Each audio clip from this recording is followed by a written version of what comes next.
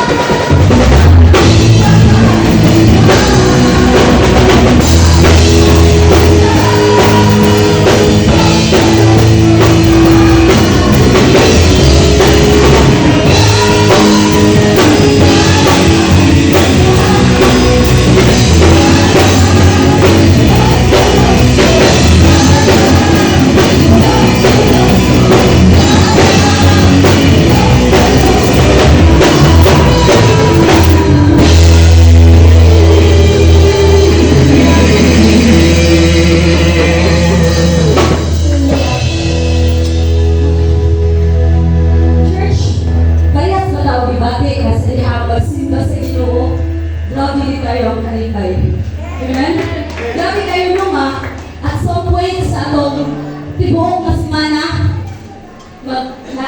nagkahiusat na sa pagsimba sa Ginoo, no? Kay gawas atong mga personal nga devotion, personal na connection diha sa Ginoo. Lahi na yun, put, magkahiusat ang tanan sa paghimaya sa atong buhi ng Diyos. Amen? Nalipay ba mo igsoon? Nalipay ba mo sa gininhawa nga gihatag sa Diyos sa iyo, ha?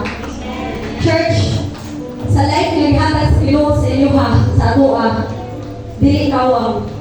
Kaya naman, inyong gibaka ang inyong mga tilipay mo sa simbahan. Dili kawang ang gihatag sa Ginoo nga chances sa atong mga kinabuhi.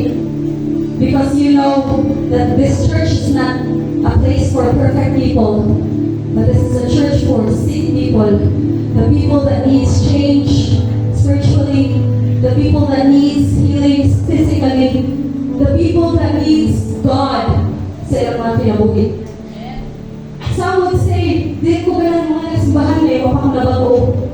But church, mga anak sa Diyos, this is the perfect place to go to because this is a sign sa mga kinabuhi that we badly need God sa mga kinabuhi. Amen?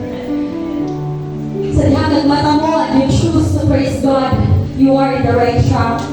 Sa dihang mata mo, na-prepare mo para sa simbahan, we choose the right decision.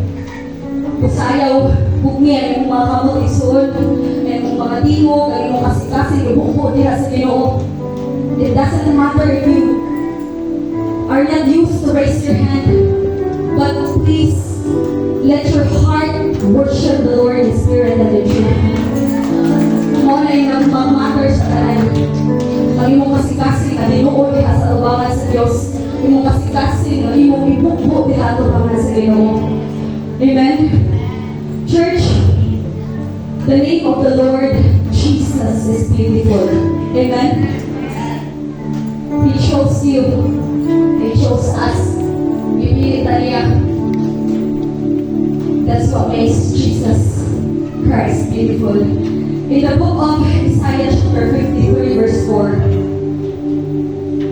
surely He took up our pain and bore our suffering. Yet we considered Him punished by God, stricken Him and afflicted. In verse 5, but He was pierced for our transgressions, He was crushed for our iniquities.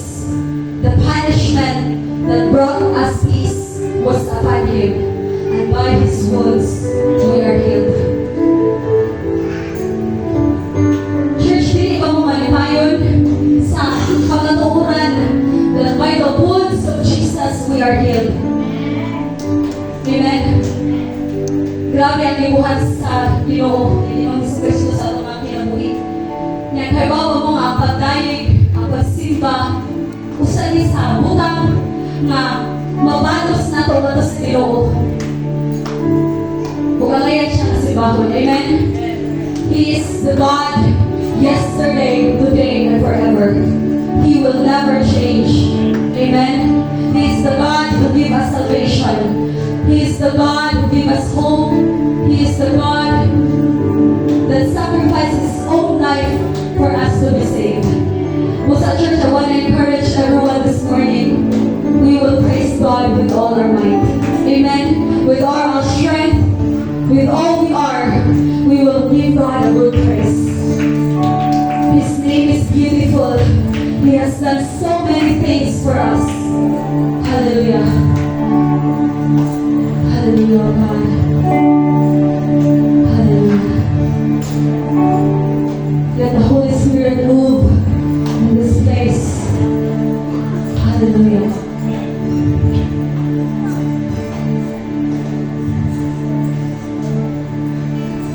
You are the Word of the King. One with God, the Lord Most High.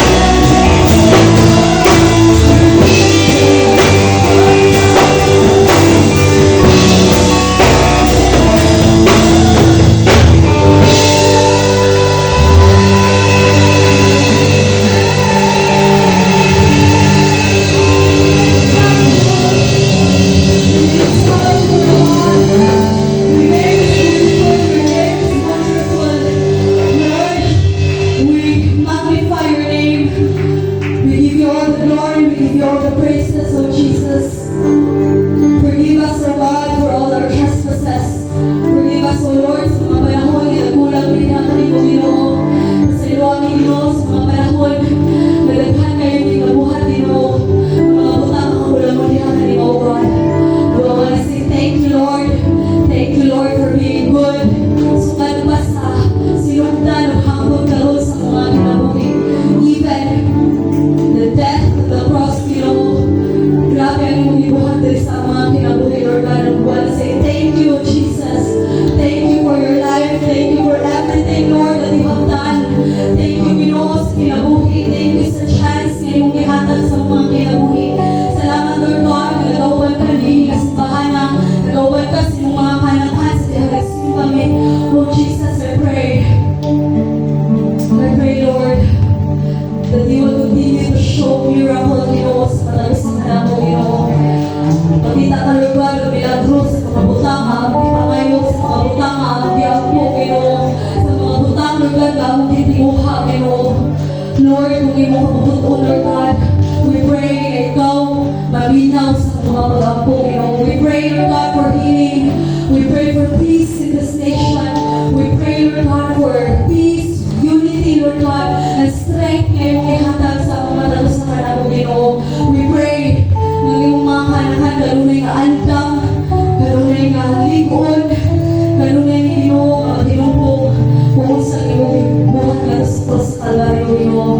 Lord, karatanas, kaputahon, walay laing na Diyos na himayaon, walay laing Diyos na ngayon magutawat, nililitanan, Ginoo, sa among mga timong, sa